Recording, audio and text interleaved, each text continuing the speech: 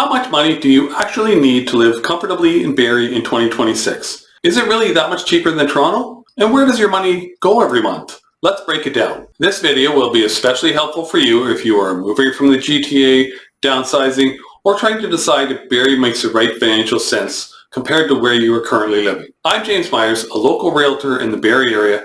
I've helped lots of families make this exact move from the GTA. If you're crunching numbers and wondering if it's actually worth it, stick around because by the end of the video, you'll have a pretty clear answer.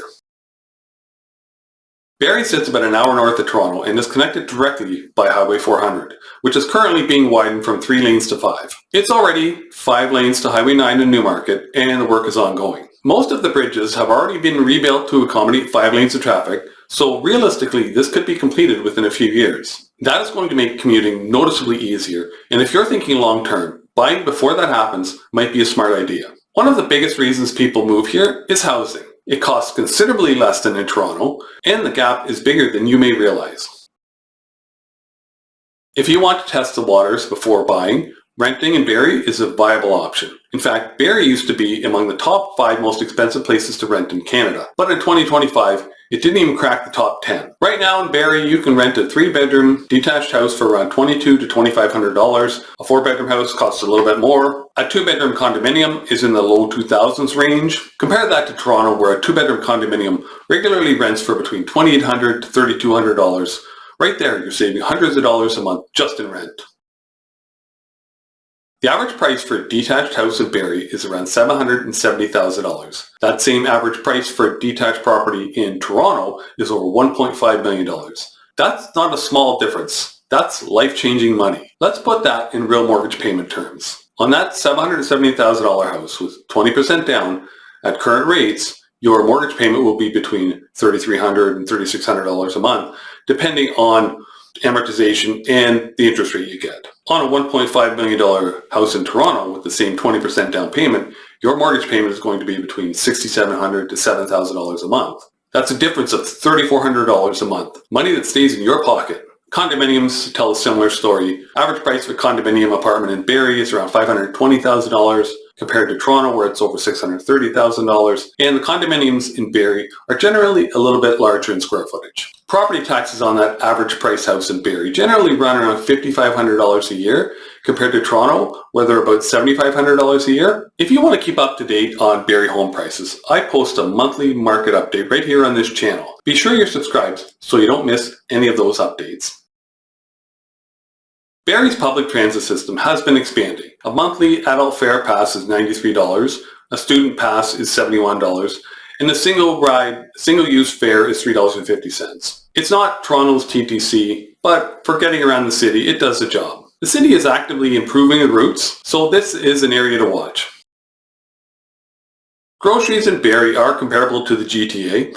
You're not going to save a lot of money at the checkout. A 4-liter bag of milk runs around $6.50. A dozen eggs is around $5. Tin of Maxwell House coffee is $20. Produce and meat fluctuate too much to quote, but expect similar pricing to what you're used to in the GTA. Where you will save is on the stress of getting to the store. You're not going to spend 40 minutes in traffic just trying to get to Loblaws. Commuting. Some videos you've seen may sugarcoat this part. If you're working in Toronto and driving every day, commuting costs are real. Budget at least $25 in fuel for a Toronto round trip. Gasoline prices in Barrie range from about $1.20 a litre at Costco up to about $1.35, $1.40. And prices can vary by as much as 10 cents per litre from the north end of the city to the south end. Costco is almost always cheapest for gas, and prices are lower in the evening. Also, be sure to factor in additional wear and tear and maintenance on your vehicle. The good news, a lot of Barrie residents who used to commute daily have now shifted to remote work or a hybrid work schedule. If you're going into Toronto 2 or 3 days a week as opposed to 5, those commuting costs drop dramatically, and the Barrie lifestyle math starts to look very good. There are solid options at every price point. Planet Fitness runs around $15 a month. There's Fit for Less, it's around $20 a month. LA Fitness is in the middle at around $45. Then on the premium end, you have Athletic Culture and the new Pure Athletic Club, which can run over $100 a month. The City of Barrie also runs recreation centers, rec centers, with family memberships at reasonable rates. My advice, don't join a gym that's 30 minutes from your house just because it's cheap. Any money you save in membership, you'll lose in time and gas.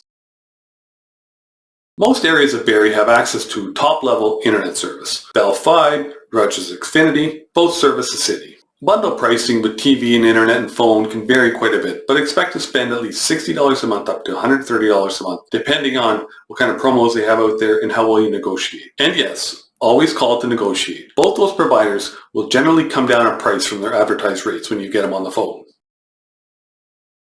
This one matters a lot for families. Here's what things look like for seasonal fees. Barrie Minor Hockey, $650 to $750, depending on the age of your child and when you register. There are early bird discounts available. Barrie Royals Basketball. Now, pricing wasn't listed on their website when I checked, but they've been a staple program around Barrie for years, and if you're interested in basketball for your child, it's worth a phone call. Barrie Baseball ranges from $250 to $400, depending on the age of your child, and Barrie Soccer is around $250 for the season. Outdoor summer sports are noticeably cheaper than indoor winter sports. The cost to maintain a soccer field or a baseball diamond is considerably less than running an ice rink. And also, if your child plays hockey, you have to factor in the cost of equipment for a hockey player, because that stuff can get expensive too. For anyone watching from outside of Ontario, we have the harmonized sales tax here in Ontario. It's a combination of the provincial sales tax at 8% and the goods and services tax, federal tax, at 5%, combined to make 13%. And that is on most things that you purchase in Ontario. Groceries from a grocery store are exempt, but for the most part, add on 13%.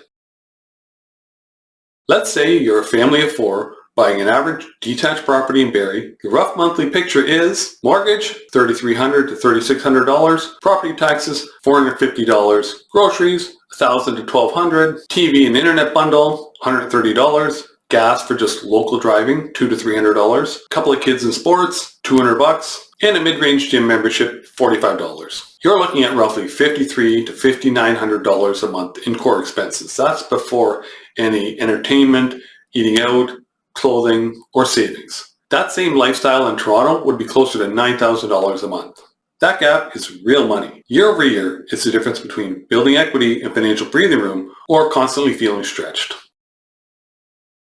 If you're seriously considering Barrie, I'd love to help you figure out if it makes sense in your particular situation. Even if you're in the early research stage, feel free to reach out. No pressure, just a conversation. My contact information is in the description down below. Also in the description, you're going to find a link to the Barrie relocation guide that I put together. It's a great starting point for your research. Thanks for watching. I will see you in the next video.